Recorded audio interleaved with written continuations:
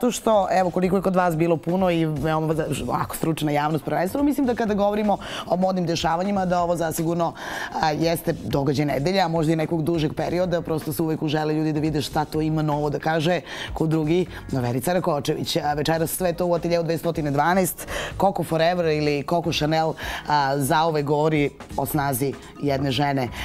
I evo, ovo revija će krenuti iz Beograda na svoje putešestvije, zapravo nova kolekcija i o tome upravo pričamo i sa autorom, a i sa nekim divnim gostima koji su večeras ovde.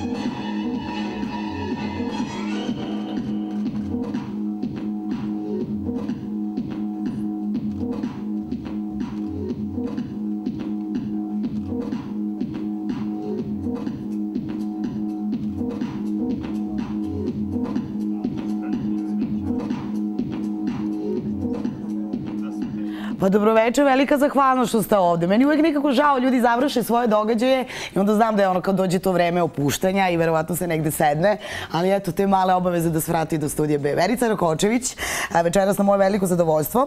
Olit Ćupalov, dobroveče i hvala vam što ste tu.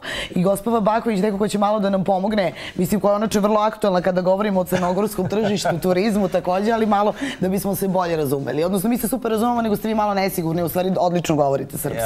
Pa ne. Dobro, okej, ako je pa ne. Verice, kakvi su utisci? Kad sam čula malo preko telefona po završetku, umor je nešto ono kao to malo, izduvan balon, potpuno logično kada revija se dogodi, jel da? Pa jeste, ovo je bilo mnogo više od revije. Sad ćemo da pričamo. Ja o ovoj temi razmišljam baš dugo, jedno 5 godina sigurno. I valjda to sačeka neki trenutak kad se akumulira i neka ljubav i strast i kada se akumuliraju neka iskustva životna, da to sve u onom pravom izvornom, u onoj izvornoj jačini se odradi. Veliki izazov kako bilo. Verujem. I bilo mi je strašno drago, pošto sam samo bacila pogled na katalog, a onda sam pogledala, zapravo ovaj modni performans, mogu slobodno tako da ga nazovem, ili jedan pozorišni čin, i onda mi je bilo zanimljivo da naravno malo promislim o tome, a tek onda da pročitam ove poruke koje negde u katalogu stoji. Mislim da smo se negde vrlo razumeli da zapravo Coco Chanel kao simbol zaista govori o snazi žene, a onda ona ne mora biti uporediva i da kažemo da žena mora da ima mušku snagu. Ne mislim da su žene mnogo snažnije. I zapravo time ste uveli i hteli na to i da skrenete pažnju kroz insert koji je nekako otvorio ovaj modni performans iz filma Coco Chanel. Jeste, ja sam se trudila, svesna bila zamki opasnosti da napravite jednu kolekciju inspirisanu takvom ženom. Trudila sam se da nekako samo simbole uzmem njene, ali negdje u prvom planu mi je u stvari kao ideja bila njena harizma, njena posebnost. Tu ima par nekih divnih citata, na mene uvek ostavlja najjači utisak onaj neću da mirišem na ružu, hoću na ženu. Tako da, potpuno fantastična. Jedna osoba koja je govorila svojim modnim jezikom, ali je mnogo više govorila svojim snažnim jezikom harizme svoje i neponovljivosti.